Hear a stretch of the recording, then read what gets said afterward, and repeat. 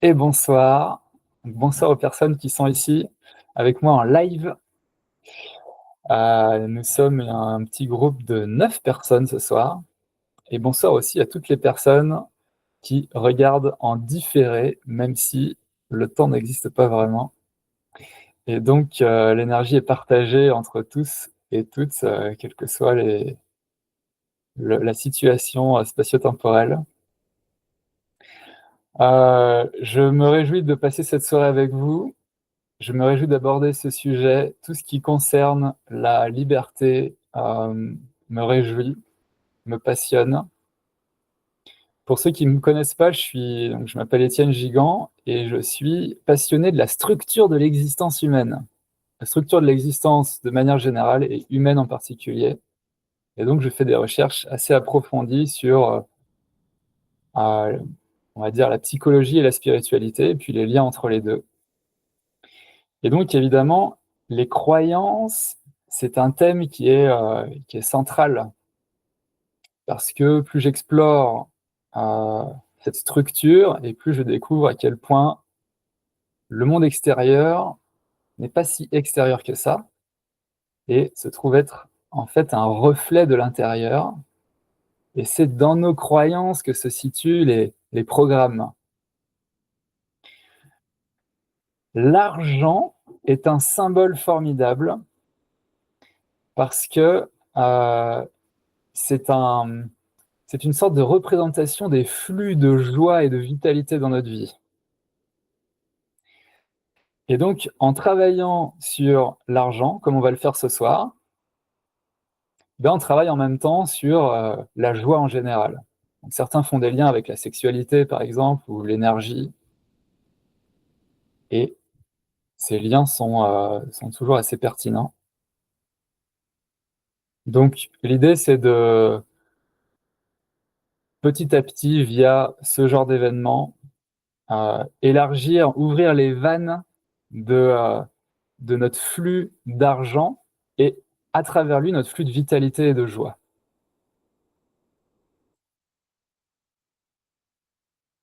Avant d'aller plus loin, je vous propose un petit centrage. J'aime bien commencer par un petit temps de centrage. Et si vous regardez le replay, je vous invite vraiment à le faire parce que euh, tout est dans l'état d'être dans lequel on est et comme on va essayer de plonger dans le back-office de nos esprits, dans le code source, et bien toute préparation psychologique ou préparation de conscience va aider dans ce sens-là. Et puis je vais en profiter juste après ce temps de centrage, dans la continuité, je vais vous inviter à visualiser quelque chose pour entrer dans un ressenti.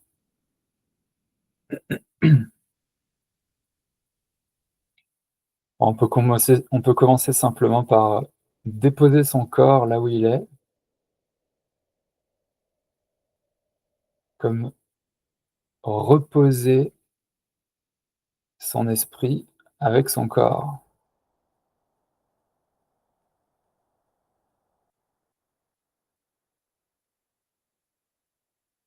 On peut approfondir un peu la respiration et juste laisser de côté pour un temps tout ce à quoi nos esprits sont occupés en journée.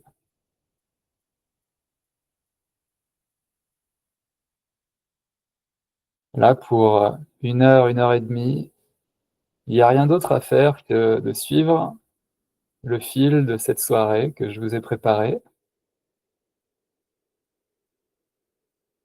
et puis réagir comme vous le souhaiterez.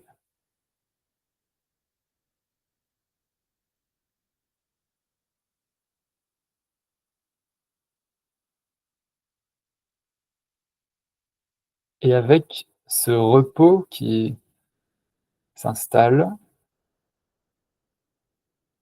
je vous invite à sentir ce qui émerge en vous, que vous n'aviez peut-être pas senti avant. Quelle est la couleur de votre monde intérieur? Le parfum général?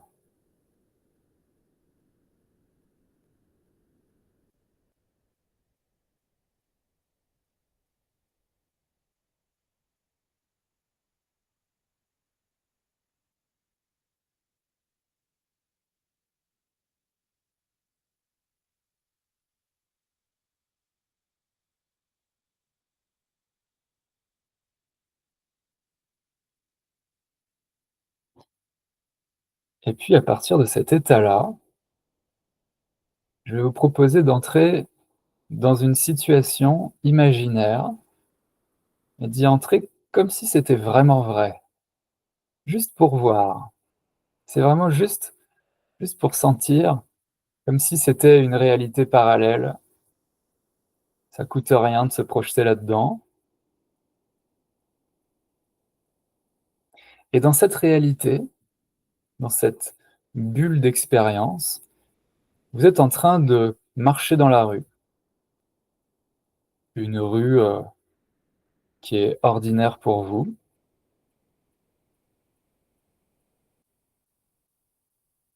Prenez le temps de constater quelques détails autour de vous.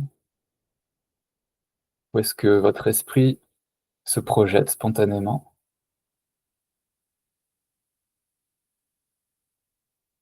Et tout semble ordinaire, hormis le fait que, hier, vous avez reçu une nouvelle. Hier, vous avez reçu un message d'un ami qui vient de gagner à Euromillions. Et cet ami vous annonce qu'il a décidé de vous offrir 1 million d'euros. Parce qu'il y a beaucoup de millions d'euros dans ce jackpot et que ça lui fait très plaisir de partager ça avec vous.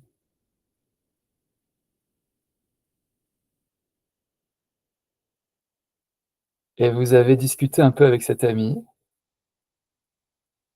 La proposition est là. C'était hier. Et vous vous retrouvez maintenant, aujourd'hui, à marcher dans la rue. Et cette nouvelle est tellement forte, tellement intense, que votre esprit la tourne et la retourne. Et vous marchez dans cette rue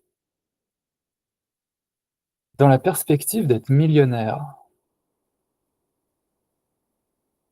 D'une manière qui est très concrète là. Vous savez comment ça va arriver si vous acceptez. Vous savez pourquoi, tout est clair.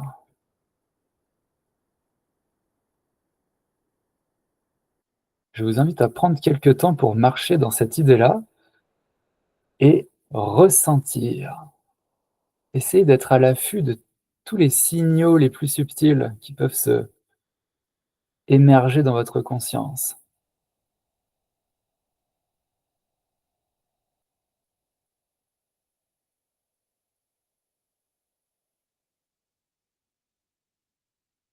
Les idées qui viennent, les questions. Que va devenir ma vie si j'accepte?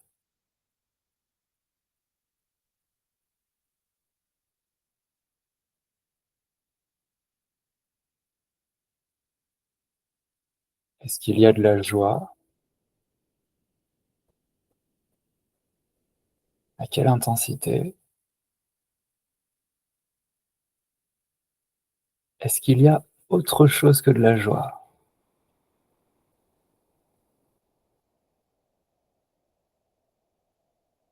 Une peur?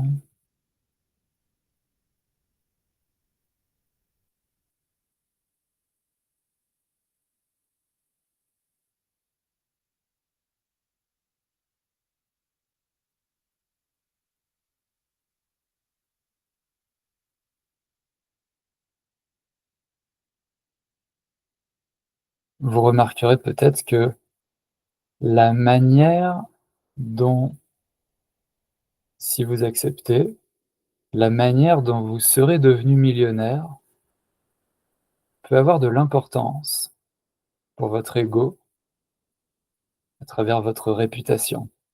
Qu'est-ce que vous allez raconter?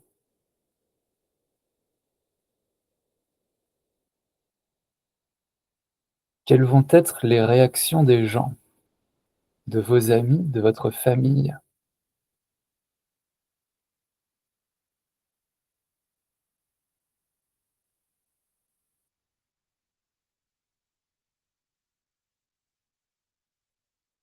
Y a-t-il du malaise dans l'air?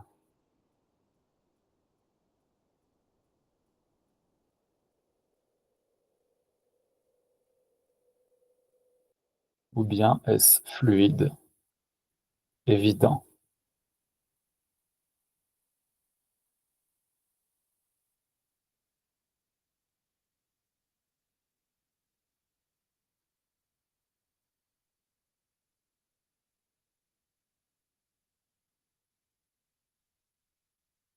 Mmh.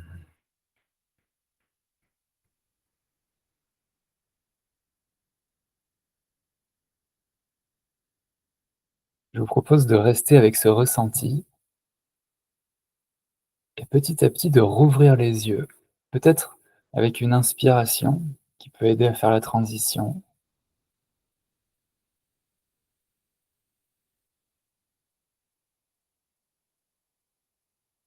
et revenir dans l'idée que ce soir, on va explorer les coulisses de ce genre de réalité ou bien de la résistance à ce genre de réalité.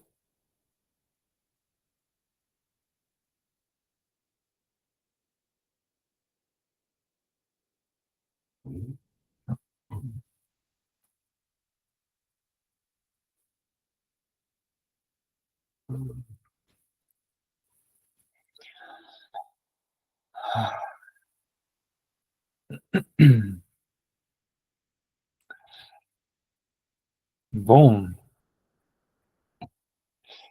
je vais pas vous donner la parole tout de suite.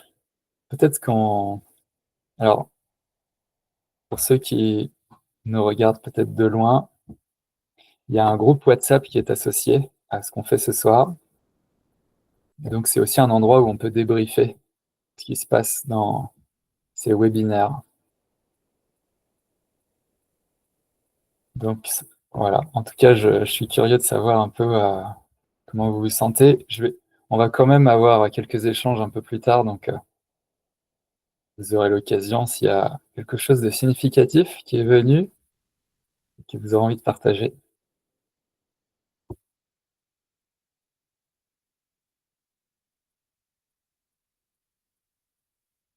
Alors, je vais vous montrer une diapo. Je ne sais pas si on dit toujours diapo, une slide,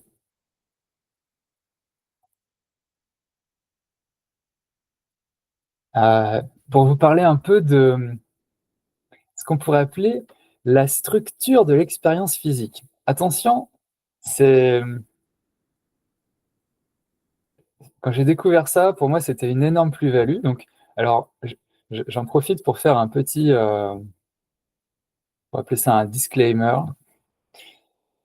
Chacune ici est responsable de ses croyances. C'est-à-dire que moi, je vais vous parler de manière assez convaincue, parce que c'est mon style et que c'est comme ça que ça se passe à l'intérieur et c'est ça que j'ai envie de vous partager. Ça ne veut pas dire que vous devez croire ce que je vous dis. Vous êtes libre. Le but, moi, mon but en partageant ce que je vais vous partager, c'est de rendre un maximum de personnes le plus libre possible. Donc ce sont en principe des idées qui libèrent et qui en puissance, on peut dire. Mais si vous sentez que c'est pas le cas, surtout, ne prenez pas. Donc, ayez toujours une sorte de sas, c'est-à-dire ce mec-là, il a beau être convaincu, passionné, je sais pas quoi, et ben ça reste son point de vue, quoi. Voilà. Ceci étant dit, je vais vous présenter ce qui, de mon point de vue, est la structure de l'expérience physique. Donc, de toute la structure de l'existence, c'est vraiment la partie la plus basse. Qu'est-ce qui fait que comment l'expérience physique se construit au niveau de notre ego. Et il y a plusieurs strates à l'intérieur, et vous verrez que ça se comprend assez bien, même si les applications peuvent être assez profondes. Alors, c'est parti. Hop. Voilà. Alors, pour ceux qui se demanderaient, c'est inspiré de quelqu'un qui se fait appeler Bachar et non pas Bhaskar, rien à voir. Et je vous dis pas qui c'est, je vous laisserai faire des recherches si ça vous plaît, mais je lui dois le crédit de cette métaphore et aussi de la structure, de l'idée qui est derrière. Donc, dans cette métaphore, l'idée c'est que si notre expérience physique, c'est un bâtiment, c'est une maison, alors il y a plusieurs acteurs dedans, il y a plusieurs types d'aspects qui participent dans un système cohérent et qui font que notre expérience, elle est ce qu'elle est. Alors, si vous êtes ici ce soir, c'est probablement parce que vous êtes déjà au courant que, et en même temps, je dis ça peut prendre du temps de vraiment prendre acte de cette idée-là, et on peut y croire un petit peu de temps en temps, mais l'idée dont il est question, c'est que la réalité extérieure, et en particulier pour ce qui nous intéresse ce soir, notre situation financière,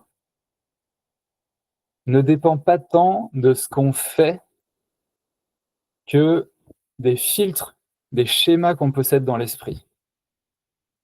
Et ça tranche tellement d'avec tout ce dont on a l'habitude que ça peut être vraiment difficile à croire.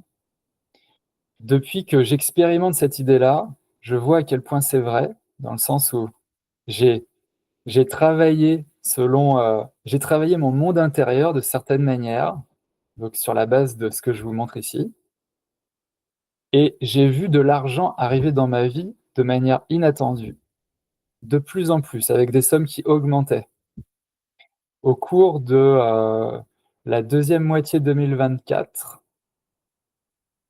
je crois, et début 2025, je crois que j'ai reçu un peu moins de 2000 € de manière inattendue. Alors bien sûr, quand ça arrive, il y a toujours une raison, ça peut toujours s'expliquer, ça s'insère dans une histoire, mais n'empêche que ça arrivait en surprise. Il y a des gens qui travaillent très dur et qui ont peu d'argent, des gens qui travaillent très peu, qui ont beaucoup d'argent, donc c'est pas forcément corrélé. Ça peut l'être et ça dépend de à quel point on croit que ça a besoin d'être corrélé aussi. Parce que les croyances, en fait, elles sont infusées dans tout ce qu'on fait. Donc, la métaphore ici, c'est que le plan de notre expérience physique, le plan du bâtiment de notre expérience, c'est ce qu'on pourrait, c'est ce qu'on pourrait appeler les croyances ou les définitions. C'est comment est-ce qu'on définit la réalité. Et dans la réalité, il y a nous-mêmes, l'argent, les autres, qu'est-ce qui est bien, qu'est-ce qui est mal. Donc, je garde le mot croyance parce que c'est celui qui est le plus utilisé et il parle bien. Le mot définition est un peu plus juste en termes, on pourrait dire informatique. C'est une définition, c'est ceci égale cela. Et donc, on va en étudier plusieurs tout à l'heure, parmi celles que vous avez listées sur le groupe WhatsApp.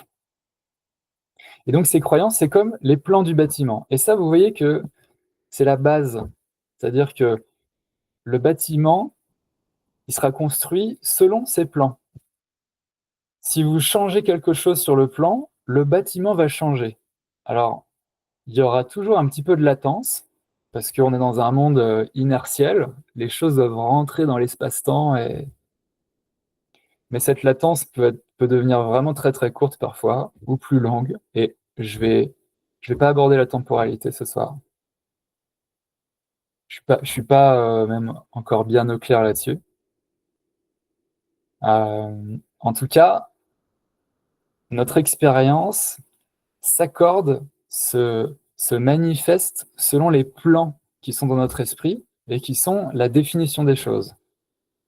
Alors je précise tout de suite que parmi les plans qui sont inscrits dans notre esprit, l'ensemble des définitions, notre configuration mentale profonde, on pourrait dire, là-dedans, il y a un tas de lignes qui sont des règles du jeu collectif humain. Et donc, il y a plein de choses auxquelles on ne va pas toucher. En fait, il y a plusieurs strates aussi dans les croyances. Et il y a des strates qui qu'il n'est pas pertinent de modifier. Par exemple, si vous changez la couleur de l'herbe, eh ben, vous allez voir l'herbe d'une autre couleur, mais c'est pas intéressant. Et surtout, la couleur de l'herbe, ça fait partie de l'expérience collective humaine. Et, euh, et c'est bien comme ça. Après, si vous voulez, par exemple, désactiver la gravité, bah, vous allez vous mettre à léviter. Et il y a des gens qui font ça. Vous me croyez ou pas, ça c'est à vous de voir. Moi, je, je vais jusque-là, que même ça, c'est-à-dire vraiment absolument tout dans notre expérience, est défini dans le schéma des croyances. Donc là-dedans, il y a un tas de choses auxquelles on va pas toucher, ou pas tout de suite. Par contre, il y a un tas de choses auxquelles on peut toucher et qui peuvent énormément changer notre expérience personnelle, et puis à travers notre témoignage, et ben, celle des autres, puisque plus on voit des gens oser, euh, oser plonger dans le changement de leurs croyances, de ces schémas profonds, et plus on voit des changements arriver qu'on n'imaginait peut-être même pas possible, plus ça donne envie aux autres aussi de s'y mettre. Voilà, donc les croyances, c'est le plan du bâtiment. Ce plan-là, il sert de base pour les ouvriers dans la métaphore, et ces ouvriers représentent les émotions. Alors, les émotions, c'est l'énergie qui propulse un schéma en direction d'une expérience. Donc c'est la force de travail en fait. C'est pour ça que l'image des ouvriers convient bien. Et vous voyez que l'ouvrier, il a un plan dans les mains en fait. Il ne travaille pas n'importe comment, il travaille pour suivre le plan. Donc il a sa réalité à lui. C'est une sorte de strate de notre esprit qui est, on pourrait dire, une gamme de fréquences aussi. Les croyances sont les plus élevées.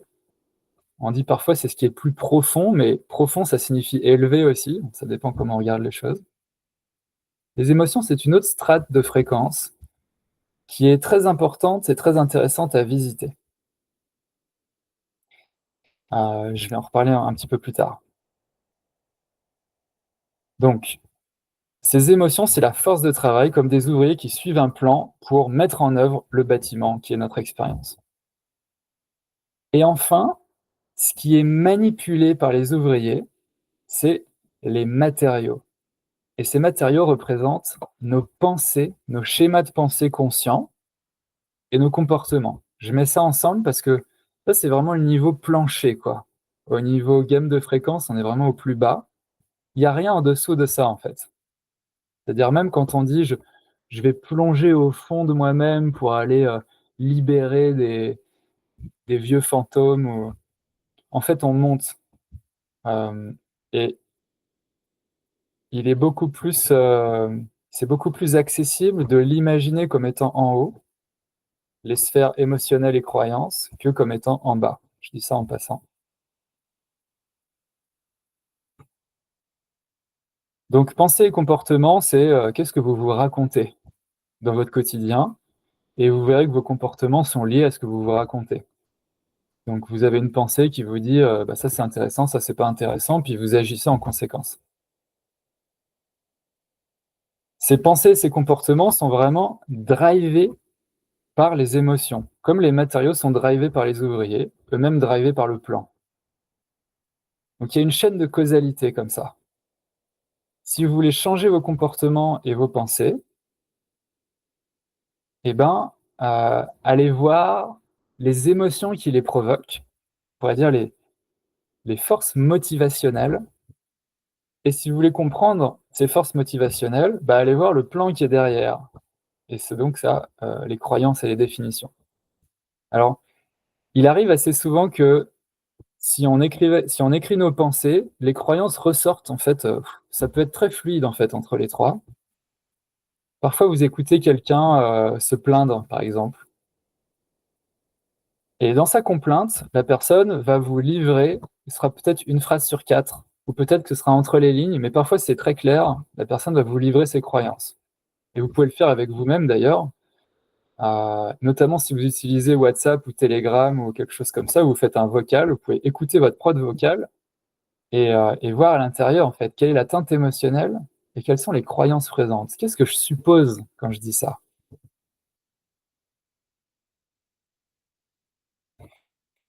Voilà, tout ça, ensemble, ça forme l'expérience physique, l'expérience d'être une personne dans un monde physique. Je je sais pas comment vous vous sentez face à ça, mais moi, quand je vois ça, je j'ai un j'ai un sentiment d'une grande puissance, comme certaines connaissances qui sont porteuses d'un pouvoir qui est vraiment très grand. Dire quand si vous avez ça en tête et que vous vous en servez au quotidien, il y a pas de limite à votre transformation, en fait. Et les résultats peuvent être vraiment grandioses.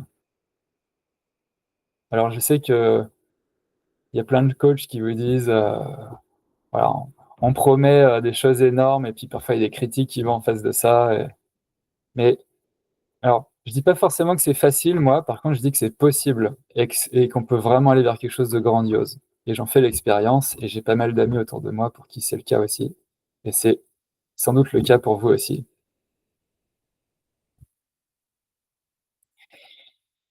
Mmh, alors, je fais une petite pause ici, voilà. Est-ce que, vous avez une réaction ou une question là-dessus? Donc, si vous voulez prendre la parole, je vous invite juste à réactiver votre micro. On n'est pas très nombreux, donc allez-y. Ben moi, juste, ça réveille de la célébration et puis, il y a comme c'est comme si un espace en moi qui est comme: «Mais évidemment! Mais bien sûr!» Enfin donc c'est comme, ouais, de la joie, comme si c'est juste des possibilités qui sont accueillies en moi et ça réveille la joie d'avoir, des personnes en face de moi qui se Mmh. rallient à ça et qui le partagent, Ah ouais. en résonance, ouais, c'est Ça, ça. c'est un point important aussi. Je l'aborderai après dans les métacroyances, mais là, on aborde les croyances sur ce que sont les croyances et on peut être assez seul dans ce mouvement-là, dans le monde actuel, donc c'est je trouve ça utile de se regrouper pour ça et puis de confronter. Ouais, Julien, tu veux dire quelque chose? Oui, j'aime bien l'analogie, elle me parle parce que j'ai été, dans le monde du bâtiment pendant 18 ans. Donc, OK. le plan, en tant que croyance et on vient de faire le module, croyance de maître praticien en PNL. Donc, le caractère, structurant, et abstrait de la croyance, qui met en forme, une disponibilité à percevoir et à sentir les choses. Ça me parle. Avec les ouvriers, ben ouais, je vois ce que c'est, ça me parle bien et c'était intéressant, d'avoir les matériaux en termes de pensée, émotion. C'est disruptif, ça me fait Mmh. c'est, et donc je trouve que c'est dans la continuité. Effectivement, ça peut tout à fait être, disponible à la mise en place. OK, merci pour cet écho et moi aussi le troisième, ça a été celui qui m'a un peu plus, disrupté, on pourrait dire. Le mot est peut-être un peu fort, mais ouais. Et j'étais dans le bâtiment, pas par passion, mais pour faire le million et OK, donc il y a de l'écho, c'est intéressant comme OK, cool, merci. Un troisième témoignage ou questionnement? S'il y en a un.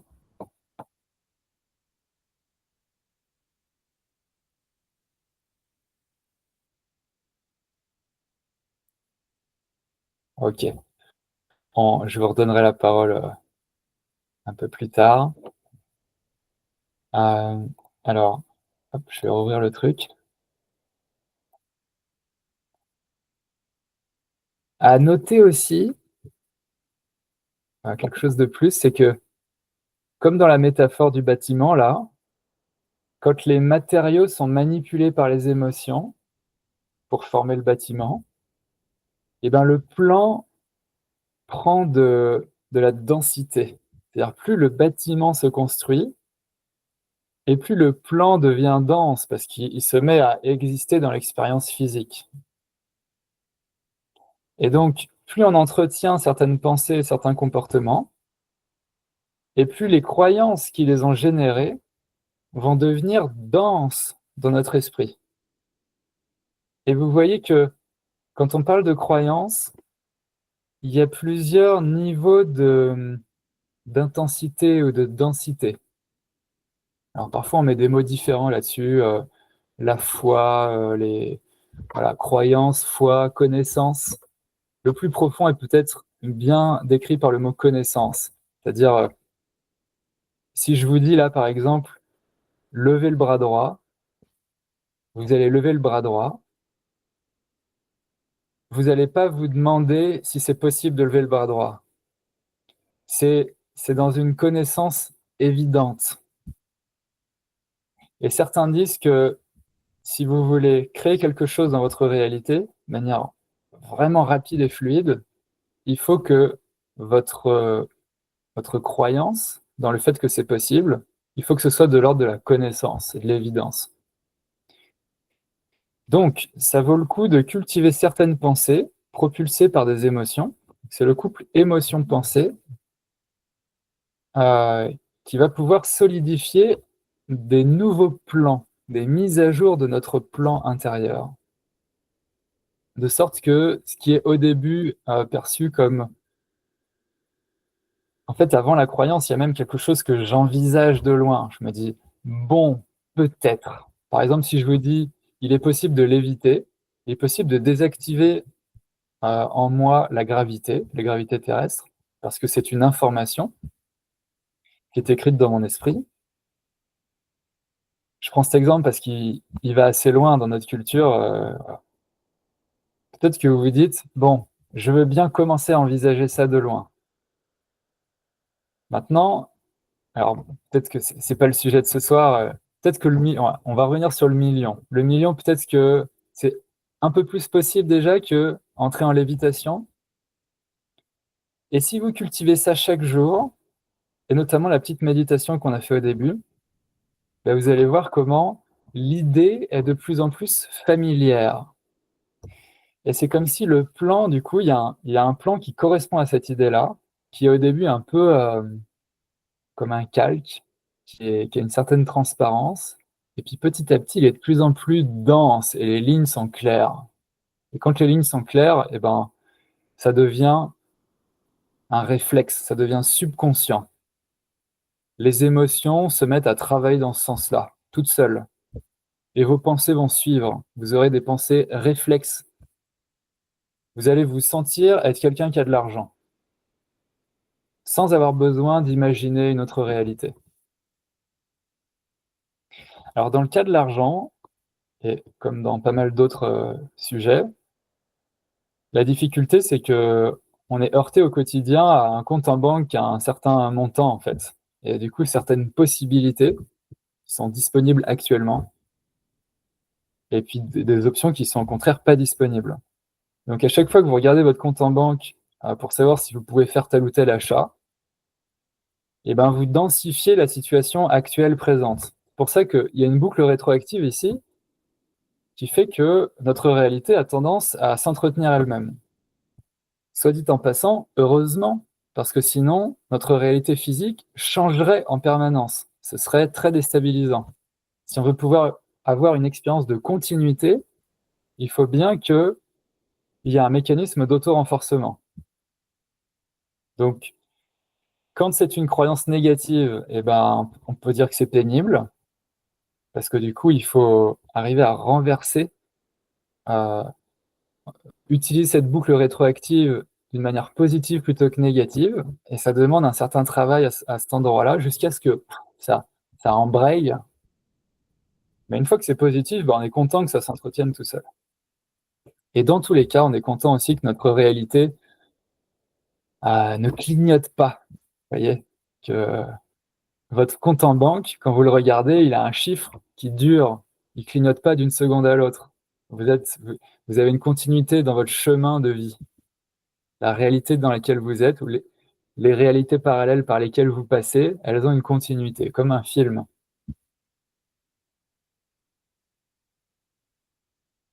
Voilà.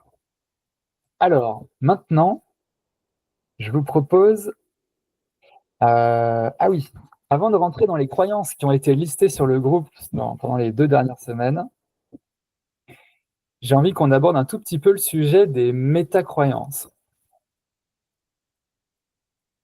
Hop, je vais arrêter ça.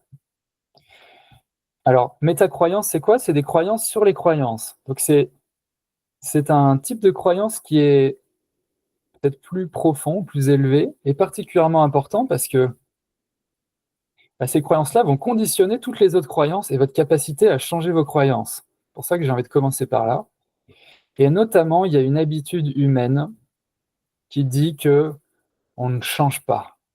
Et je ne sais pas à quel point vous l'avez celle-là. Elle dit les gens ne changent pas. Mais parce que on vient d'un monde où le changement a une telle inertie que bien souvent, et si on regarde aussi nos grands-pères et leurs grands-pères, etc., le développement personnel était absent. Le monde intérieur, c'était réservé à ceux qui allaient dans les monastères et qui, à cet endroit-là, avaient un cadre assez précis. Donc, il y avait très peu de changements. Et du coup, c'est resté en fait dans l'habitude humaine de se dire, bah, je suis comme ça, quoi. On va dire, ça, c'est l'histoire de ma vie, par exemple. Vous allez évoquer un certain sujet, vous allez dire, bah voilà, ça, c'est l'histoire de ma vie. Et quand vous dites ça, vous renforcez en vous l'idée que ça fait partie de votre identité. Vous ne pouvez pas continuer d'exister en étant autre chose que ça. C'est presque inconcevable. Donc, je dis ça pour agiter un peu cette métacroyance là qui dit le changement n'est pas possible, ou bien il est très compliqué. Peut-être qu'actuellement on est plutôt là. On dit bon, faut faire des longues thérapies. C'est pas vrai en soi. C'est peut-être vrai culturellement, mais il y a des gens qui changent comme ça et qui changent énormément, au point qu'on a du mal à les reconnaître. Et il y a toute la gamme d'inertie qui existe entre les deux. Donc ça, c'en est une. Ensuite, il peut y avoir des résistances de l'ordre de qu'est-ce que je vais devenir si je change? Donc, quel que soit le changement, là, on est dans des métacroyances. Si je change, alors là-dedans, il y a un truc, il y a une définition qui est cachée dans cette crainte, c'est le changement est dangereux. Le changement est dangereux. Donc, non seulement on croit que c'est pas possible, mais en plus on croit que c'est dangereux. Parce qu'on a beaucoup évolué dans un monde qui est assez obscur et qu'il est de moins en moins, c'est ma perspective. En fait, on s'est habitué à fonctionner avec un mental de survie, et notre mental de survie, il nous dit, tant que tu survis, continue comme avant. Et ça entretient en nous l'idée que changer, en général, quand les choses changent, c'est une mauvaise nouvelle et c'est plutôt pour le pire. Et donc, on a appris collectivement, on a appris à maintenir les choses telles qu'elles sont, même si c'est un peu ou même très pénible. Ce qu'on appelle la zone de confort et qui est souvent pas du tout confortable. Donc, le changement n'est pas possible, c'est pas vrai. Le changement est dangereux, c'est pas vrai non plus. Et je dirais même, si on veut pouvoir assouplir notre vie, devenir agile dans notre conscience et trouver de plus en plus de liberté dans notre vie, je dirais que n'importe quel changement est bienvenu. Parce que quand on change, on se déplace et donc on change de perspective.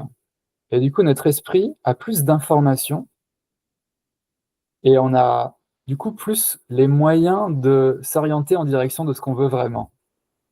Donc même si vous faites un mouvement et que c'est pire qu'avant, vous avez l'information que c'est pire qu'avant et que du coup c'est dans l'autre direction que vous voulez plutôt aller. Donc Le changement est bienvenu. Il est possible et bienvenu. La troisième que j'ai vue, c'est est-ce que les autres vont continuer de m'accepter si je change? Ça, c'est une pression qui peut être vraiment forte. Et là, il y a un processus qui est de trouver une sorte de leadership intérieur et qui fasse qu'on accepte de prendre le risque d'être rejeté pendant un temps, peut-être de perdre certains amis. Et c'est important d'aborder ça parce que moi, dans les gros changements que j'ai vécus, il y a toujours eu un peu de ça, en fait. Il y a des gens qui sont partis. Il y a des gens qui ne sont pas partis, mais qui m'ont jugé pendant un certain temps, parfois qui n'ont pas arrêté, et parfois qui ont arrêté. Au bout d'un moment, ils se sont dit « Ah bah, finalement, ça a l'air intéressant ». Et en même temps, il y a d'autres personnes qui sont arrivées dans ma vie. Ce qui est positif, c'est que plus je change mes schémas intérieurs, et donc mon identité, ma vision du monde, donc c'est toute ma réalité, en direction de ce qui fait le plus sens pour moi, donc ce qui est le plus authentique, plus déjà, je vais inviter tout le monde à faire pareil, et je pense qu'on a tous envie d'aller vers un monde où on se permet plus d'authenticité, parce que dans l'authenticité, il y a beaucoup de choses très intéressantes. Mais en plus, les gens qui sortent de ma vie à ce moment-là sont les gens qui résonnent le moins avec ce que j'ai le plus envie d'être. Et les personnes qui rentrent dans ma vie après ma transformation sont celles qui correspondent le mieux à ce que j'ai le plus envie d'être. Donc en termes de kiff, il n'y a pas photo. Il faut juste accepter cette transition-là. Voilà, important d'évoquer ça parce que sinon, ce qu'on va faire dans la suite, ça n'aura pas ou peu d'effet. Ça va être retenu par ces résistances-là.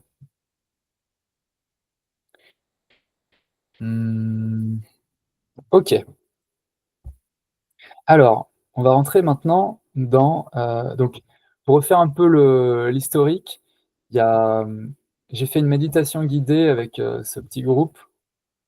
Donc là, il y a plusieurs personnes nouvelles ce soir, mais il y avait déjà un petit groupe auquel j'ai proposé une petite méditation guidée d'abondance. Un peu comme tout à l'heure, marchant dans la rue, ayant 1 million d'euros. Voilà. Donc c'était un peu plus long, on a pris la soirée pour ça et on a exploré au niveau plus émotionnel. Et suite à ça, je me suis dit, on va aller plus loin en direction des croyances. Et donc sur le groupe WhatsApp, j'ai demandé aux personnes, et je me suis prêté un petit peu aussi, de lister les principales croyances, en particulier limitantes, qu'elles se voyaient avoir à l'esprit. J'ai proposé aussi de noter combien, une fois que j'écris la croyance, combien je constate que j'y crois encore après l'avoir écrite. Après l'avoir écrite, parce qu'avant elle était inconsciente. Une fois qu'elle est consciente, combien j'y crois? Noter sur 10. Ça, c'est intéressant parce que quand vous faites ça, vous désactivez la croyance. Vous avez un regard méta dessus, et un regard méta sur une croyance, ça la désactive. Ça, c'est un autre point important, juste avant qu'on reprenne les slides. Identifier égale désactiver. Quand vous regardez une croyance, à ce moment-là, elle n'est plus active dans votre esprit. C'est plus un truc qui vous dirige de loin derrière parce que vous l'avez entre les mains. On peut prendre l'exemple d'une ampoule chez vous. Il y a une certaine lumière, qui a une certaine ambiance chez vous. Et cette lumière, elle est produite par l'ampoule. Et cette ampoule, ça peut symboliser la croyance. Si vous dévissez l'ampoule et que vous la regardez, ou que vous la regardez de près avant de la dévisser, vous la prenez dans vos mains, et bien à ce moment-là, elle est plus active par défaut. Elle est entre vos mains. Et là, vous avez le choix de la mettre dans la benne de recyclage et d'en mettre une autre, ou bien de remettre la même à cet endroit-là. Voilà, ça, c'est un petit préambule pour la suite. Alors, les croyances qui ont été listées, je les ai regroupées en 3 grands thèmes. Je les ai un petit peu reformulées, synthétisées, et regroupées en 3 grands thèmes. J'ai demandé à l'intelligence artificielle de faire ça d'ailleurs, et ça n'a pas très bien marché. J'ai fini par mettre un bon vieux cerveau humain sur le coup. Voilà, pour la petite histoire. Alors, La première catégorie, ça concerne la valeur de l'argent. Et pour ces 3 catégories, j'ai trouvé à peu près 4 croyances. Je vous propose de regarder ça. On va les lire ensemble, en fait. Et je vous propose, comme on voit ici, je vous propose d'être connecté à vos émotions. Pourquoi? Parce que depuis la pensée, là, on va penser une certaine idée. Si vous passez à travers l'émotion, si vous vous sentez, vous vous laissez ressentir l'écho de cette idée-là en vous-même, et ben vous allez accéder au plan qui est derrière. Souvenons-nous qu'on ne peut pas avoir une émotion sans qu'il y ait une croyance derrière. On ne peut pas ressentir quelque chose à propos de quelque chose si on n'a pas d'abord une idée à propos de cette chose. Donc en se laissant ressentir, on se permet d'aller toucher l'idée qui est active dans l'esprit derrière. Donc, c'est parti. De nouveau, mettez-vous un peu dans un état profond, on va dire relâché, on va dire ça, le plus profond possible en l'état actuel des choses. Et puis je vais formuler à haute voix la croyance. Je vous invite peut-être à la répéter de votre côté et à sentir l'écho dans votre corps. L'argent ne fait pas le bonheur.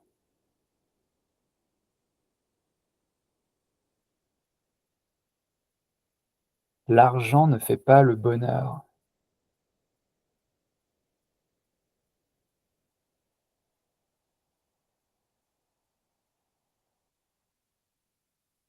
On va en parler juste après de ce qu'on en pense, parce que peut-être que parmi ces croyances-là, il y en a que vous avez envie de garder. À droite, la valeur ne se trouve que dans l'effort et la rareté. La valeur des choses ne se trouve que dans l'effort et la rareté. À quel point vous croyez à ça?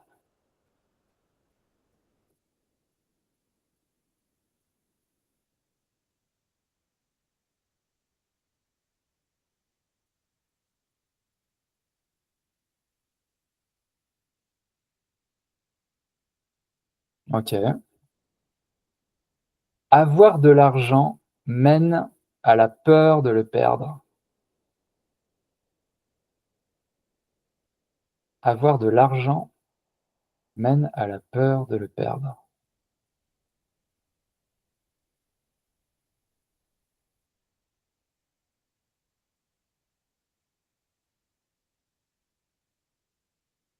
Et enfin, la richesse est réservée aux autres. Ça concerne plutôt la valeur de soi, en relation avec la valeur de l'argent. La richesse est réservée aux autres.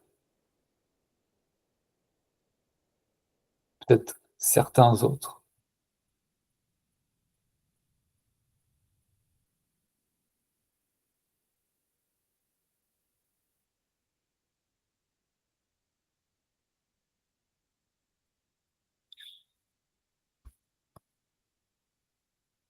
Ok.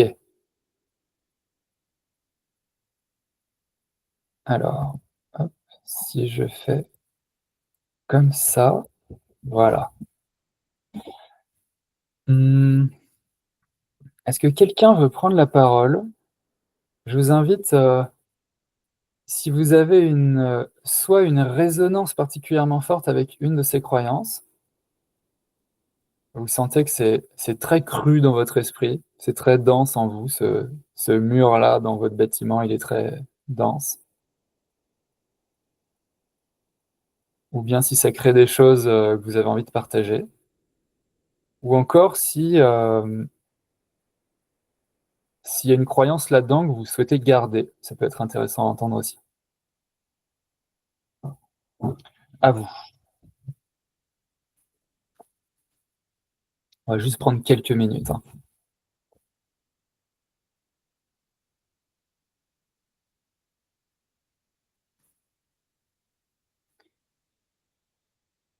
Alors, je peux, je peux commencer un petit commentaire et puis vous voyez un peu comment se déroule le fil de vos pensées à partir de là. L'argent ne fait pas le bonheur, c'est un truc un peu subtil ça, de mon point de vue. Hem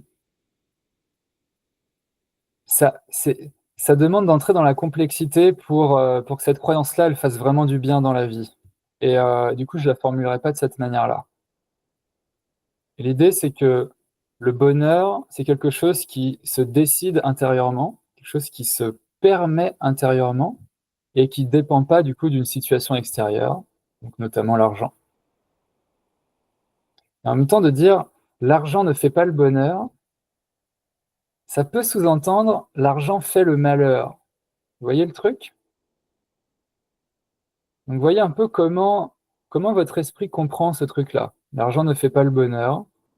Ça, c'est quelque chose qu'on a beaucoup entendu et peut-être, avec plaisir aussi. Mais juste discernement à cet endroit-là. Attention, il y a un loup là. Parce que si on dit l'argent fait le malheur, c'est pas, c'est pas vrai. Je je pense d'ailleurs que alors peut-être pas, mais si, heu, si vous recevez un chèque, de 100 € pour un truc, légitime dans votre vie, vous êtes content de le recevoir ce chèque.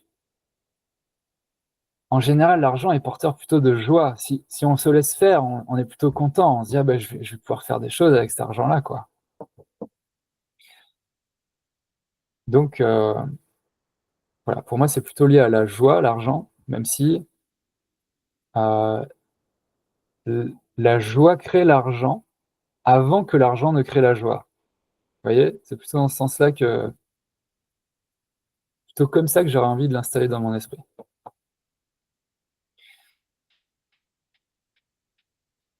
Ensuite, c'est peut-être un peu plus évident, la valeur ne se trouve que dans l'effort et la rareté. Alors, quoique, hem ce qui a de la valeur, c'est ce qui a demandé un effort. Alors, d'une certaine manière, les défis, c'est ce qui fait qu'on se sent progresser et que, et qu'on a une sorte de contraste qui fait que si on a traversé une tempête pour arriver quelque part, bah, ça a un goût particulier. Donc, ça peut être vrai, mais c'est pas une loi naturelle. Dans le sens, je vous donne un exemple que j'ai pris d'ailleurs à la dernière visio. L'air que vous respirez, ou bien si vous êtes devant un coucher de soleil, ça peut avoir énormément de valeur en fait. Et pourtant, vous n'avez fait aucun effort et ça n'est pas rare du tout.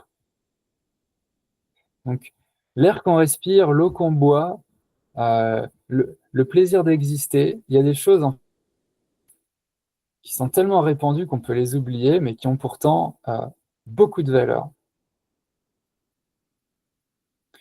Donc, c'est pas vrai en soi ce truc-là. Et c'est important parce que si c'est vrai en soi, alors on ne pourra pas se permettre de recevoir de l'argent, et a fortiori en quantité abondante, si on n'a pas fourni un effort important en face pour se dire, pour que notre mental puisse se dire, en cohérence avec ce que je crois, bah c'est bon, j'ai fourni assez d'efforts pour mériter ce truc-là. Il y a pas d'effort à faire pour mériter l'argent en fait. Il n'y a pas d'effort à faire pour mériter quoi que ce soit qui ait de la valeur. Il n'y a aucun effort à faire pour être légitime à recevoir une quelconque valeur, quelle que soit sa forme. Même si l'effort produit un certain type de valeur aussi. C'est vrai aussi. Ensuite, avoir de l'argent mène à la peur de le perdre. Alors ça, c'est vrai chez certaines personnes, mais en général, vous verrez que la peur de perdre, elle était là avant d'avoir l'argent. C'est pas parce que j'ai de l'argent que j'ai peur de le perdre. J'ai peur de perdre ce que j'ai, et du coup, plus j'ai des choses et plus mon mental projette sur ces choses-là la peur de perdre. Mais la peur, elle est là avant. Et puis, il est possible d'avoir plein d'argent et de pas avoir peur de le perdre. Et j'ai j'ai vu des témoignages de gens, des entrepreneurs qui perdent parfois, peut-être 50 d'une fortune, assez grosse et qui restent joyeux parce que ils sont dans un flow, ils ont confiance en fait. Voilà, la richesse est réservée aux autres. Alors ça, ça fait partie pour moi, d'espèces de boîte mentale qui dit ma catégorie sociale, en fait, c'est tel niveau de flux financier, de revenus. Et du coup, c'est pas ce qu'on appelle de la richesse, quoi. Et donc, c'est pas pour moi. D'une manière ou d'une autre, c'est pas pour moi. Et attention là, parce que si vous êtes là-dedans, il se peut que vous ayez une loyauté cachée envers, du coup, votre case sociale, et notamment la famille. Ils disent, si je deviens riche, je vais sortir d'une espèce de clan implicite dans lequel nous, on n'a pas trop d'argent, en fait. Puis ça fait partie de notre identité, on n'a pas trop d'argent. Ça peut être très, très puissant.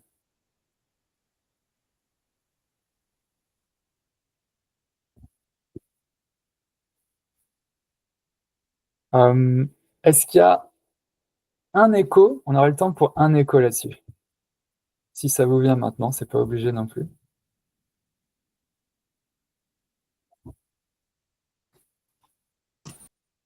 Ben oui, moi en tout cas, j'ai vu que si je crois l'argent ne fait pas le bonheur, en fait, il y a comme, j'ai senti quelque chose qui se serrait dans mon cœur et puis ça fait vraiment comme, ouh, non, j'en veux pas, en fait. Ok, merci. Ouais, Nathalie, vas-y. Moi, la question de l'effort pour obtenir quelque chose et notamment l'argent, c'est quelque chose de très présent chez moi et j'ai du mal à m'en défaire, ouais. Ok, merci pour ça. Alors, dans j'ai du mal à m'en défaire,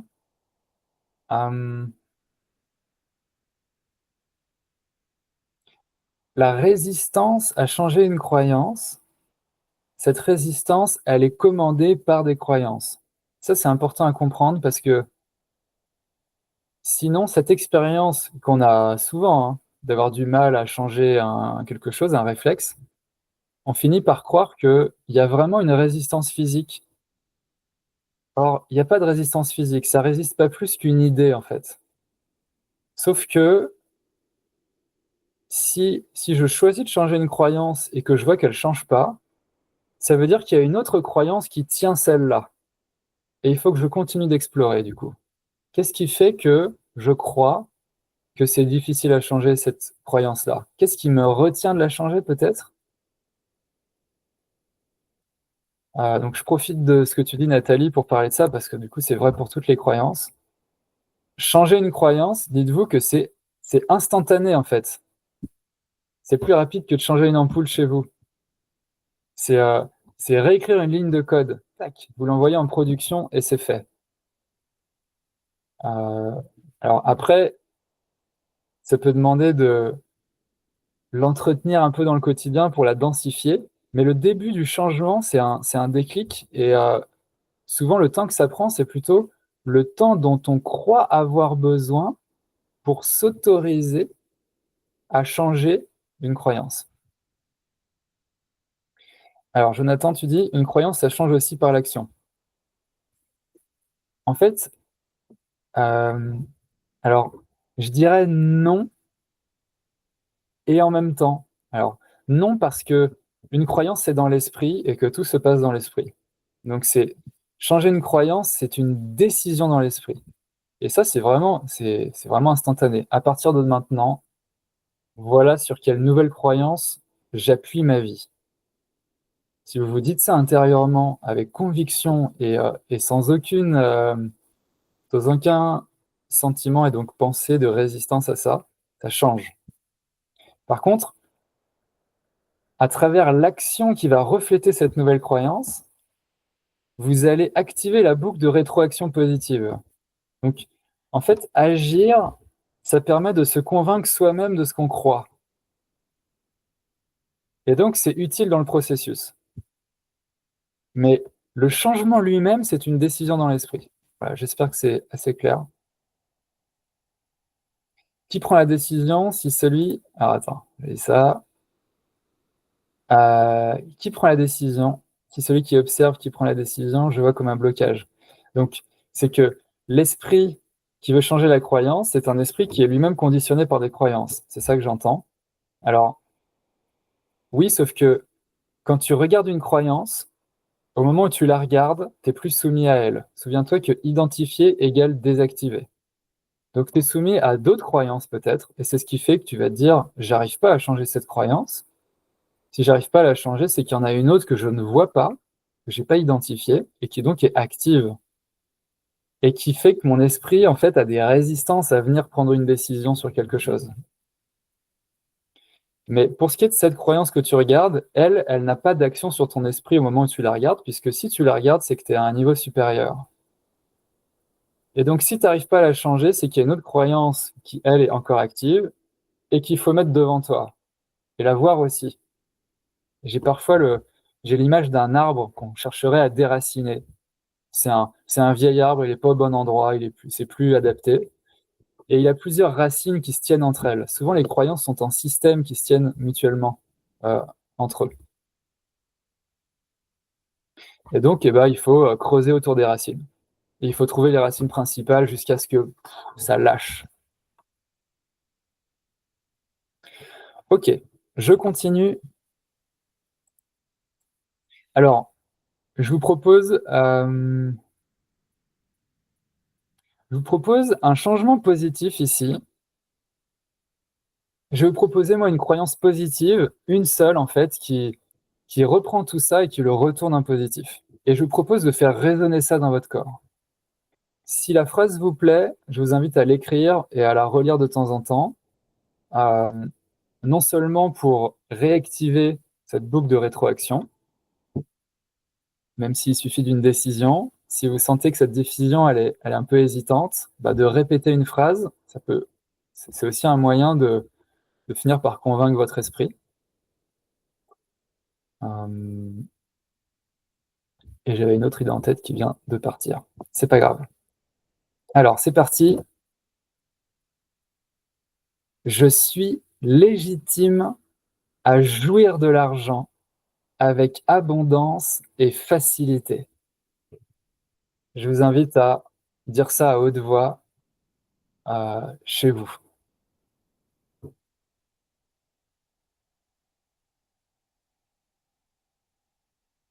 Et ressentez ce que ça fait dans votre corps.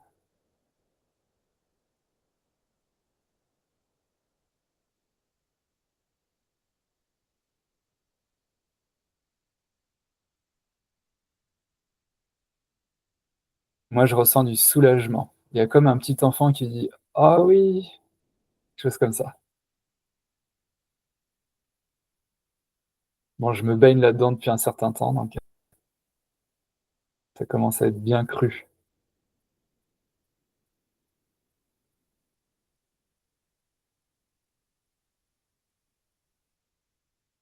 Voyez-le comme une mise à jour de votre personnage. Là, vous êtes dans les coulisses. Alors, il se peut que vous ayez des croyances en travers de celle-là, hein, et voilà, du coup, bah, ce sera un travail à faire si vous voulez poursuivre. Mais c'est quand même une étape du changement.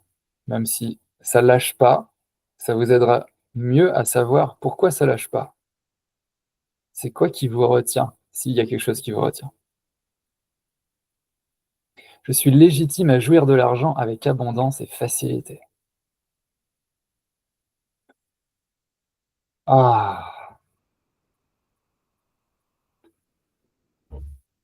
Moi, si je dis ça à mes grands-parents, alors ils sont tous décédés, mais je pense que de là où ils m'entendent, ils seront d'accord avec moi, mais depuis le corps et le personnage qu'ils incarnaient, je pense pas qu'ils auraient été vraiment d'accord avec cette phrase-là.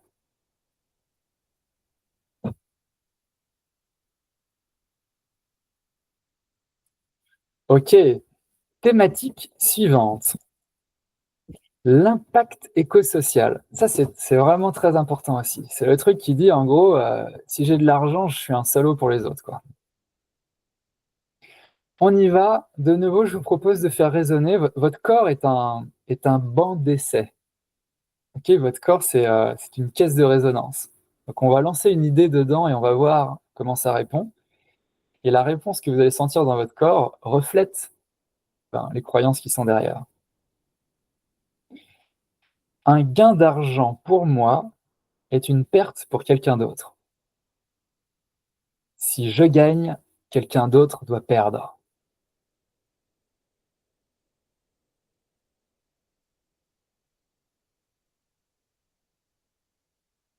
À quel point je crois à ça. Si je crois à ça, je vais pas, enfin, j'ai pas envie de faire perdre des choses aux autres. Je veux pas me voir comme ça, donc je vais refuser l'argent sans forcément m'en rendre compte. Il est illégitime de gagner de l'argent si d'autres en manquent. C'est légèrement différent. Il est illégitime de gagner de l'argent si d'autres en manquent. Et on a probablement entendu des remarques dans notre vie qui disent comment tu peux te permettre ça quand il y a des gens à côté de toi qui souffrent. Ça, c'est vrai pour le bonheur en général. Si quelqu'un souffre en face de vous, est-ce que vous allez vous autoriser à être heureux?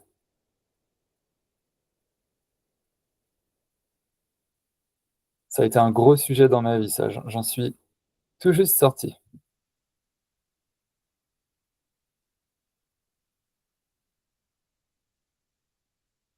Je continue. S'offrir du luxe crée du déséquilibre social et écologique.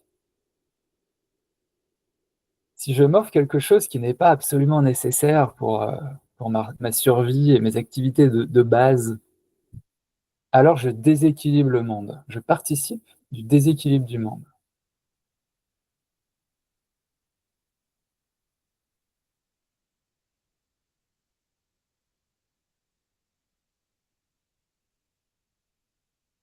Est-ce que je crois à ça? Et enfin, l'abondance financière à grande échelle détruit le vivant. C'est peut-être une autre manière de le dire, mais je sens que ça amène un peu d'autres teintes. L'abondance financière à grande échelle détruit le vivant. C'est-à-dire, s'il y a beaucoup de flux d'argent, ça détruit la nature.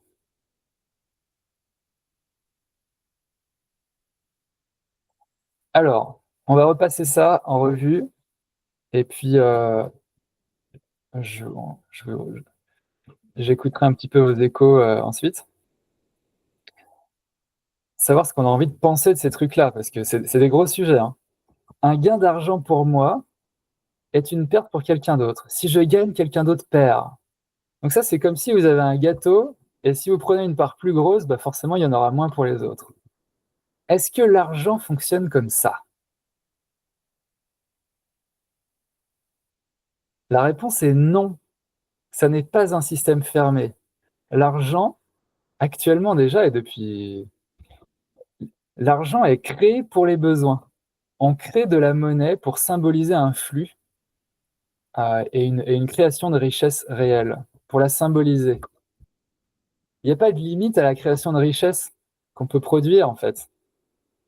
Donc, il n'y a pas de limite au flux financier qui peut exister. Je pense, alors je ne suis pas économiste, donc je ne vais pas trop m'aventurer dans des détails, mais en tout cas, tel que c'est dit là, je sais que ce n'est pas vrai. Et il y a quelque chose qui est important aussi là-dedans, c'est que quand on considère un gâteau et qu'on dit, si je prends une part, si je me permets de prendre une part un peu plus grande, et bah, du coup, mes amis vont devoir souffrir, les amis humains, d'autres vont devoir souffrir. Je considère aussi l'argent comme étant un stock, c'est-à-dire que j'ai une part et l'autre il a une part. Ça n'est pas le cas non plus. L'argent est un flux, et c'est vraiment, alors on peut le voir comme un stock, bien sûr, mais si on regarde bien, il n'y a rien de statique dans l'argent. La valeur, elle bouge en permanence, puisque c'est le symbole d'un flux de richesse et de valeur. Et ces valeurs-là, elles sont d'abord dans nos esprits, hein, souvenons-nous. Le prix d'une baguette de pain, c'est déterminé par combien de gens veulent en acheter et combien ils sont prêts à mettre pour ça. Donc c'est combien de valeur on attribue aux choses et combien on se met d'accord sur la valeur qu'on attribue aux choses. Donc ça change, c'est dynamique, c'est vivant, et c'est un flux dans le sens où l'argent que vous recevez, bah, vous allez le dépenser. Et même si vous avez beaucoup d'argent et que vous le stockez en banque et que, soi-disant, il ne bouge pas, la banque, qu'est-ce qu'elle fait de votre argent? Elle le place, en fait. Votre argent travaille quoi qu'il arrive, c'est un flux. Donc, même s'il y a un chiffre qui ne bouge pas sur votre compte en banque, c'est une illusion d'optique, en fait. Alors, qui sert aussi à se mettre d'accord sur le fait qu'on peut récupérer ça si on veut. Donc, c'est important aussi pour ça. Mais en tout cas, c'est un flux.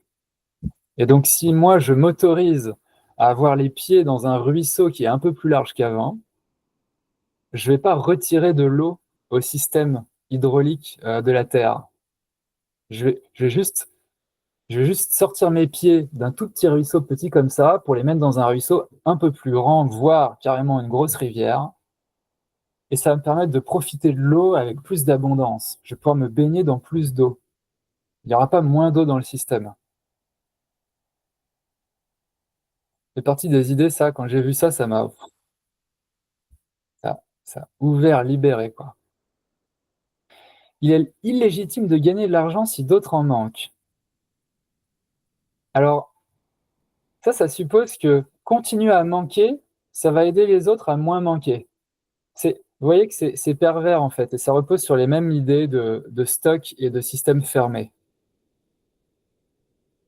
La vérité, ce qu'on peut constater, c'est que si je me permets d'avoir plus d'argent, déjà, je vais plus dépenser.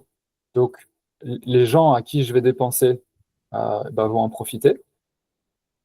Et puis, au niveau mental, les gens autour de moi vont se dire, lui se permet en fait d'avoir plus d'argent, je vais peut-être me le permettre aussi. Et donc, ces personnes-là vont se mettre aussi dans des ruisseaux un peu plus grands. Donc, si j'ai plus d'argent, en fait, ça mettra en jeu dans le monde plus de flux d'argent, de liberté, de joie. C'est plutôt le contraire. S'offrir du luxe crée du déséquilibre social et écologique. Alors, je vais prendre les deux ensemble là. L'abondance financière à grande échelle détruit le vivant. Ça c'est peut-être ce qu'on a toujours vu, mais si on regarde bien, il y a une corrélation entre les riches et la destruction. Et ça nous fait du mal parce que du coup, on associe l'argent à quelque chose de mal. Si on regarde bien ce qui se passe, alors je dis ça, mais c'est ma perspective. Pourquoi la richesse détruit plus le vivant que ceux qui sont pauvres? Alors déjà, c'est pas toujours vrai, mais c'est aussi que l'argent, c'est un moyen. Et si vous êtes dans un état d'esprit qui produit de la destruction, alors si vous avez un plus gros levier entre les mains, vous allez produire plus de destruction. Mais c'est pas le levier argent qui est en cause. C'est l'attitude dans laquelle vous faites les choses et donc la motivation. Et qu'est-ce qui détruit l'environnement? Qu'est-ce qui déséquilibre le monde? C'est la peur du manque, si vous regardez bien. Si tout le monde s'autorisait l'abondance avec confiance qu'on a droit à ça et que du coup, on se défait de la peur de perdre l'argent, de perdre la course à l'argent et ce genre de choses, alors on arrête de s'accaparer un maximum, de tirer à soi la couverture. Et on se met à partager. Et ça, au contraire, ça construit le vivant et ça équilibre le social et l'écologique. Donc ce qui détruit ou qui déséquilibre, c'est la peur de manquer d'argent. Et ça, c'est présent autant chez les pauvres que chez les riches. Et ça détruit. Mais les riches ont plus de puissance, donnent plus de puissance à ce mouvement de destruction que les pauvres, parce que les pauvres ont juste moins de moyens, quoi. Mais si vous donnez les mêmes moyens aux pauvres, tant que c'est le même état d'esprit, ça va produire le même type de résultat. Donc, en s'autorisant une abondance et une confiance dans l'abondance financière, eh ben, on crée en soi-même et du coup dans nos actions dans le monde et dans notre attitude une énergie qui équilibre le monde et qui régénère le vivant. C'est en tout cas ma conviction quand je regarde les choses de près. Alors 21h23, on va probablement dépasser de 5-10 minutes, mais j'aimerais bien quand même entendre un petit écho de votre part. Est-ce que quelqu'un veut? Ouais, Julien. Pour, pour la dernière, enfin les deux dernières, j'ai un sentiment d'ubiquité. C'est-à-dire que c'est très évident et la manière dont tu les déconnectes et les reconnectes à la vie avec l'argent, c'est actif. Donc, c'est une croyance que j'ai et qui est porteuse. Par contre, j'ai quand même la croyance inverse aussi qui est active, avec cette idée que comme un octet a une contrepartie physique quelque part, une valeur financière a une contrepartie en carbone et en pétrole. Et donc, cela n'est pas super porteur pour le vivant, tant qu'on nourrit dans une grande obsolescence un mode extractif. Donc, j'ai du mal à tout donner à l'une. Voilà. Est-ce qu'il y a vraiment une contrepartie carbone? Forcément. Dans l'état des choses actuelles, il me semble, mais c'est qu'une croyance, évidemment, collective ou individuelle. L'abondance financière, le mot aussi, me semble totalement corrélé dans ce que j'ai pu comprendre en l'état des choses avec le caractère extractif de notre façon de fonctionner. Ok. Alors, c'est là que je pense que la culture actuelle est tellement pétrie d'une certaine ambiance et du coup, c'est présent dans la culture, dans les institutions, dans les fonctionnements, que du coup, prendre part avec plus de densité à ce système-là, bah, c'est peut-être effectivement c'est participer au système plus, quoi, et au système tel qu'il est aujourd'hui. Donc, alors là, c'est vraiment, comment dire, c'est un débat d'idées, hein, que chacun ait sa propre opinion. Moi, ma réaction à ça, ce serait de dire, si c'est vrai, alors c'est culturel, parce que l'argent en soi, c'est juste un moyen et c'est un flux de valeur. Et le monde actuel est carboné, mais il ne le sera peut-être pas pour si longtemps. Et si le monde est construit autrement, et ben, ce flux d'argent va se mettre à créer d'autres choses. Disons, je ne vais pas te accaparer, mais l'abondance tout court, ça fonctionne. L'abondance financière, j'ai du mal. Mais bon, ça parle de ma résistance aussi et de celle de la société, comme tu dis. Disons que dans un monde décroissant, j'ai l'impression que l'on détruit moins le vivant. Mais question.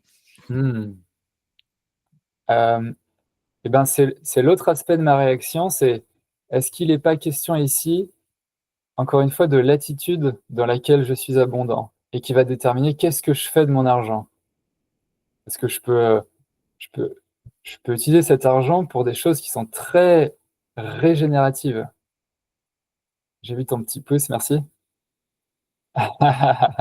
Le petit cœur. Donc encore une fois, c'est pas tant l'argent qui est en cause que le mindset qui est derrière. Et ça, c'est probablement c'est la réponse qui me convainc le plus et qui me structure le plus. Donc, décorrélons l'argent de ce que l'argent produit, de ce que ça produit habituellement. Corrélons plutôt l'état intérieur, l'attitude, avec ce que ça produit dans le monde, via l'argent. Donc encore une fois ici, dans ce groupe et dans l'intention générale, pour moi, c'est pas juste de dire faisons en sorte d'avoir le maximum d'argent possible. C'est pas ça l'intention. L'intention, c'est d'ouvrir les vannes du sentiment d'abondance. Et quand on se sent abondant, on n'a plus besoin d'être en compétition, et c'est la compétition qui détruit. En fait, on est naturellement porté à partager et voilà, faire des choses qui servent à tout le monde. Jonathan, puis après on va continuer. Tu m'entends? Ouais. Je pense que tu as répondu j'avais à l'époque une objection qui me venait souvent par rapport aux gens qui disaient, que l'argent était un flux et en fait, tu as répondu à ma question et ça je vais quand même la dire. C'est que je disais: «Oui, oui, d'accord, c'est un flux, mais il est privatisé, tu peux pas créer de l'argent» et du coup, il y a des gens qui se sont arrogés le droit de créer de l'argent à ta place, en fait et bon, déjà, c'est possible aujourd'hui de s'affranchir en partie de ça avec des créations comme la crypto-monnaie qui sont des monnaies partagées et tout. Mais en plus de ça, ça Exactement. change pas le fait que le flux est libre et que c'est culturel qu'on l'ait privatisé, en fait. Donc tu as répondu à ma question indirectement. OK. Effectivement, pour l'instant, il est créé par les institutions, qui centralisent ce pouvoir-là. Mais grâce aux crypto-monnaies, en fait, n'importe qui peut mettre sur le marché une nouvelle, valeur symbolique. Voilà. On reparlera, par la suite sur le groupe WhatsApp, pas ce soir, mais des crypto-monnaies parce que je trouve ça très intéressant aussi en termes de mindset et d'ouverture et de possibilités. OK, continuons parce qu'il est 21h29, on est presque au bout. Le dernier volet, c'est ah non, pardon, la croyance positive dans laquelle on va se plonger d'abord et que je vous propose, hein, vous voyez comment ça résonne pour vous. Gardez-vous le droit de changer des mots, bien sûr, tout ce que je vous propose ce soir.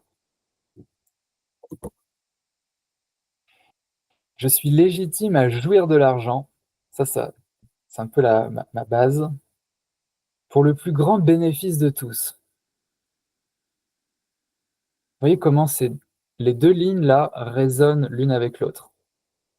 Qu'elles sont compatibles dans votre esprit?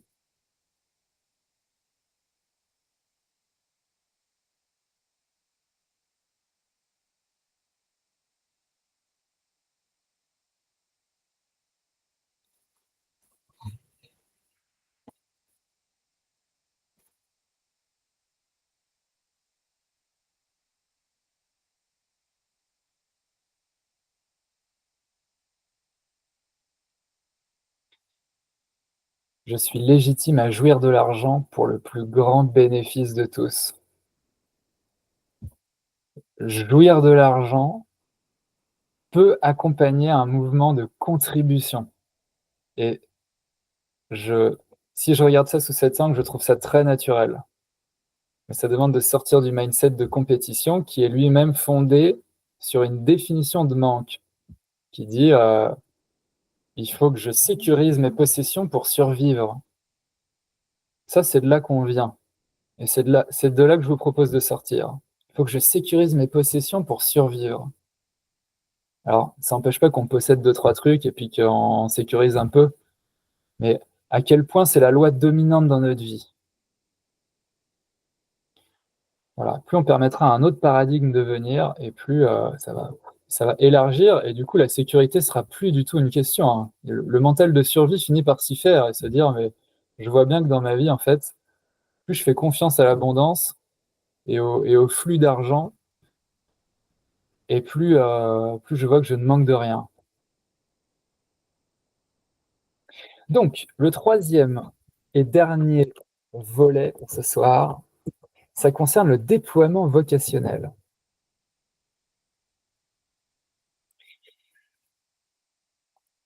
Je vous propose de faire résonner ces phrases en vous et de mon côté, j'ai besoin de vider une vessie, donc je vous laisse lire ça en silence.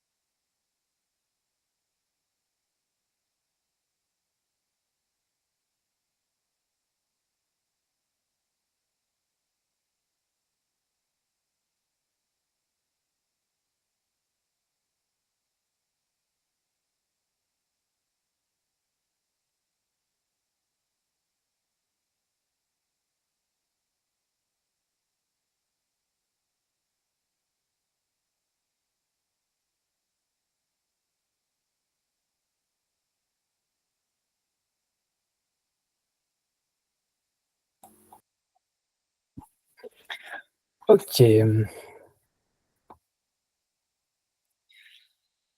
Alors, donc je vais passer rapidement dessus. Se déployer en générant de l'argent est égoïste.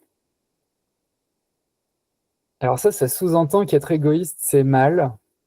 Et ici, il y a un discernement qui est important, qui est est-ce que, hop, est-ce que se faire passer en premier, c'est forcément dominer ou écraser les autres, ou est-ce que c'est juste servir la première personne qui est, comment dire, la seule personne dont je sois vraiment entièrement responsable, c'est moi-même. Et donc, c'est de l'action de cette personne-là que je suis responsable. Et du coup, c'est cette personne-là que je suis responsable de déployer, si je veux parler de responsabilité.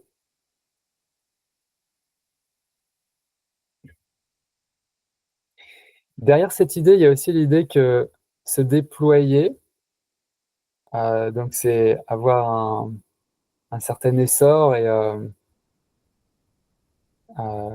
avoir de la joie aussi à faire ce qu'on fait, et en même temps faire de l'argent. Et ben, il y a quelque chose qui est trop, en fait. Voilà. Est-ce que c'est trop, vraiment? Et est-ce que l'essor, le déploiement de l'activité va pas en même temps avec un déploiement du flux d'argent? Donc ici, ça concerne peut-être un peu plus les entrepreneurs, mais il y a eu plusieurs messages là-dessus sur le groupe. L'abondance financière est incompatible avec l'alignement vocationnel. Ça veut dire, soit je fais ce que j'aime et ce pourquoi je suis fait, soit je fais des trucs qui rapportent de l'argent. Ça, c'est un truc qui est très ancré chez les personnes qui se lancent en tant qu'entrepreneurs ou qui hésitent à se lancer. Ou qui envisagent, qui se disent, j'aimerais bien faire ce que j'aime, euh, mais il faut que je fasse de l'argent plutôt. Et du coup, on a ce choix exclusif entre les deux. Or, c'est pas une loi naturelle en fait. Il y a plein de gens qui ont de l'abondance financière en étant alignés vocationnellement. Donc, si ces gens-là y arrivent, pourquoi pas nous? Et là, il y a peut-être une croyance qui dit, oui, mais c'est les autres et moi, je suis pas pareil, moi, j'ai pas le droit à ça. Vous voyez s'il y a ce genre de réaction. Il faut vendre à bas prix pour toucher des clients. Alors ça aussi, ça peut paraître évident, mais il y a beaucoup de contre-exemples de gens qui ont monté leur prix et qui ont eu beaucoup plus de clients. En fait, il y a un prix qui est juste pour vous et qui est aligné. Et si vous êtes en dessous de ça en vous disant que vous sentez que c'est votre prix, peut-être, si vous êtes suffisamment autorisé intérieurement pour envisager ce prix-là. Mais ensuite, il peut y avoir une pensée qui dit, si je fais ça, en fait, j'aurai personne. Et du coup, vous baissez le prix. Et là, il n'y a personne parce qu'en fait, vous n'êtes pas aligné avec euh, votre vérité, on pourrait dire. Et le prix fait partie des règles du jeu de ce que vous amenez au monde, de ce qu'on amène au monde, je vais m'inclure. Donc parfois, c'est en montant le prix qu'on touche plus de clients, ça vaut le coup de le considérer. Mes aspirations profondes sont sans intérêt pour autrui. Alors, ça c'est... J'ai envie de donner une réponse métaphysique à ça. Euh, et pour moi, ça tient à l'idée que si moi j'ai la joie de déployer quelque chose dans le monde aujourd'hui sur Terre, c'est forcément qu'en même temps, au même endroit, il y a des gens qui ont très envie de le recevoir. Parce que le système, il est cohérent, le système au niveau métaphysique. C'est-à-dire, d'où vient la vocation en fait? Donc là, on rentre dans le champ spirituel. Si j'ai un signal vocationnel qui m'invite à faire quelque chose pour le système humain, le système monde, bah forcément, ce système-là, il a besoin que moi, je contribue de cette manière-là. Et donc, forcément, il y a des gens qui seront prêts à payer pour ça. Alors, parfois, c'est très difficile à trouver. On dit, bah, je cherche, je suis aligné à ce que je veux faire, et puis les clients viennent pas, ou sont pas prêts à payer, etc. Donc là, faut voir au cas par cas, mais pour moi, les résistances à une synchronisation parfaite du donneur et du receveur, les résistances à cette évidence-là se situent dans les croyances et pas dans la conjoncture économique ou ce genre de choses. Ça, c'est comme ça que les choses apparaissent. Et c'est comme ça qu'on peut se les raconter et que ça renforce du coup des croyances. Mais je ne crois pas que ce soit vrai dans le fond. Alors, il est 21h40. Je vous propose qu'on ne fasse pas un petit tour là-dessus parce que sinon ce sera trop long. Et j'ai envie qu'on fasse un dernier petit tour juste à la fin. Donc, on va finir, j'espère, à 21h45. Et si vous voulez, on reparle de ça sur le groupe WhatsApp.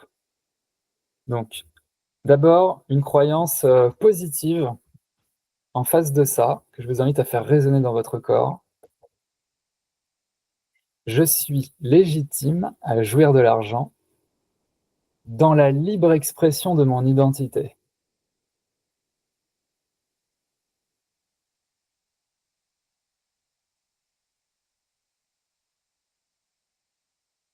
Et je vous propose de le dire à haute voix, que vos cellules puissent l'entendre même physiquement.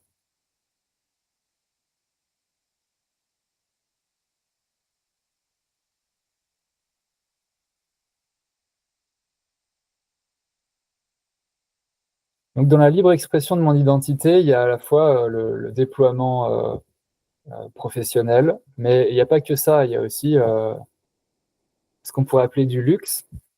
En fait, si dans mon identité, il y a le fait d'avoir des super belles chaussures, parce que les chaussures, pour moi, c'est hyper important et que ça fait quelque chose de très beau dans ma vie, eh ben, allons-y, quoi. Ça ne veut pas dire que euh, c'est l'idée de laisser faire l'élan de joie là où il est. Ça ne veut pas dire que je vais me créer du luxe partout jusqu'à ce que ça n'ait plus aucun sens pour moi. Okay, parce que là, c'est plus un élan de joie. Et c'est plus une expression de mon identité. Donc je suis légitime à jouir de l'argent dans la libre expression de mon identité. Et que ça aille ensemble, ces deux choses-là. Voilà. Je vous fais une synthèse de tout ça avec les trois parties. Je suis légitime à jouir de l'argent avec abondance et facilité pour le plus grand bénéfice de tous, dans la libre expression de mon identité. Ah, je vous laisse raisonner un tout petit peu avec ça, si ça résonne pour vous.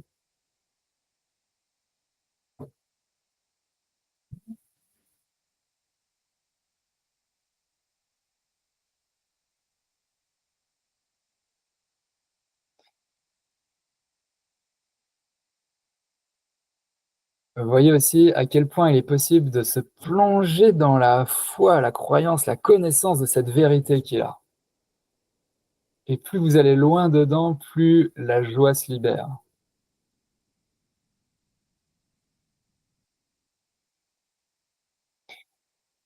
Je mettrai cette page sur le groupe WhatsApp, probablement demain.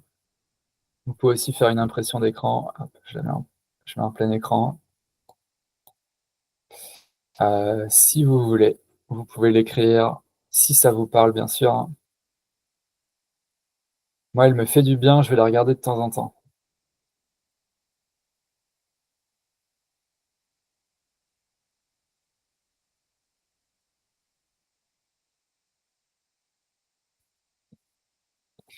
Voilà. Et juste avant de clôturer, un petit message pour les personnes qui ne savent pas exactement ce que je fais. Le groupe dont je parle depuis le début, c'est ce que j'ai écrit ici. C'est un groupe en ligne qui est sur WhatsApp et je vais bientôt l'ouvrir aussi en sous-groupe. Donc, il y aura une sorte de petite communauté WhatsApp avec différents volets, en gros mental, émotionnel et corporel. Et donc, l'idée, c'est de faire ce qu'on a fait ce soir. Si vous voulez rentrer sur ce groupe, je vais mettre à jour mon site web, c'est pas encore le cas dessus, mais en gros, pour tout ce qui est ici, vous allez sur uniliance.fr et vous allez trouver les ressources. Et si c'est pas encore mis à jour et que vous voulez rejoindre ce groupe, eh ben, sur mon site web, il y a aussi mon numéro de téléphone en bas de la page. Donc, vous m'écrivez sur WhatsApp et je vous fais rentrer dans le groupe. Voilà, je suis coach de vie aussi. Et je donne une formule sur 3 mois qui est assez intensive. Donc, si vous vous sentez dans une transition, dans un moment où vous êtes mûr pour passer un cap, eh ben, je me sens spécialiste des changements profonds. Donc, si ça vous attire, bah, n'hésitez pas à venir me voir. Et il y a un petit test en ligne sur l'énéagramme qui dure souvent moins de 15 minutes et on débriefe le résultat ensemble gratuitement. Donc, tout ça, vous trouverez aussi sur mon site web. Si ça vous intéresse, allez juste faire le petit test si vous voulez juste voir de loin. Voilà, les retraites spirituelles, elles sont... Voilà, ça va petit à petit reprendre avec le printemps, là, mais je vais aussi proposer donc des séjours de 2, 3, 4 jours pour creuser notre existence transcendantale, donc la structure de notre existence humaine, mais pas seulement dans l'ego, mais aussi au-delà de l'ego. Et j'ai théorisé un peu tout ça. Et si vous voulez un aperçu de on va dire ma perspective sur la spiritualité, qui est une spiritualité incarnée, eh bien, vous pouvez aller voir sur ma chaîne YouTube, Uniliance, Étienne Gigant, et il y a une série de webinaires sur le sujet. Et pour ceux qui se demanderaient, il y avait une communauté en ligne avant, une autre, avant le sujet de l'argent, qui est en pause pour l'instant et que je vais bientôt redémarrer, probablement bientôt. J'ai pas mal de choses en ce moment, donc voilà, je vous tiens au courant. Et il y a aussi une newsletter d'ailleurs chaque mois, le 9 du mois. Donc si vous voulez avoir les infos générales une fois par mois, avec un petit article aussi inspirationnel, eh ben, vous pouvez aller sur mon site web uniliance.fr et rentrer votre adresse mail. Il y a une section pour ça. Et vous serez inscrit à cette newsletter. Voilà pour l'info pub. Tac. Alors, désolé pour les petits retards, ça été un petit peu plus long que prévu. Ceux ou celles qui désirent prendre la parole pour faire un petit écho en fin de session, ben, je vous invite à le faire maintenant. Mais moi, j'ai remplacé tes propositions de croyance par je mérite de rouler sur l'or. C'est des mots qui me parlent tout de suite. C'est comme ça vient accrocher Ouais. quelque chose. Dans mon esprit, c'est comme c'est bon, je sais de quoi je parle. Ok, parfait. C'est cette petite célébration. Super. Et puis, ben, je vais le faire à la québécoise, full gratitude. Ouais, merci. Vraiment, je suis comme vibrant de lumière et de joie là. Fait que gratitude, immense gratitude. Excellent, merci. Il y a des réactions aussi chez les autres. Génial. Eh ben, c'est réciproque. Je suis très heureux d'être avec vous, d'avoir partagé ce moment et puis la suite aussi. Et avec toi, Gabriel, notamment, même s'il y a écrit Martin. Est-ce que quelqu'un d'autre veut dire un petit mot?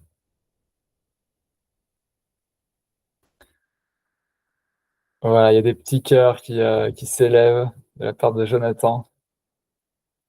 Julien, excellent.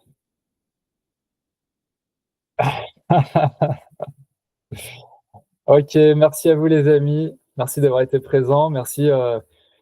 J'aime bien dire aussi, merci d'exister en même temps que moi, parce que on pourrait avoir des lignes de temps différentes et ne pas se côtoyer. Et là, on fait non seulement partie de la même famille humaine, mais en plus, on se croise au même endroit et on a l'occasion d'échanger. Et j'adore ça.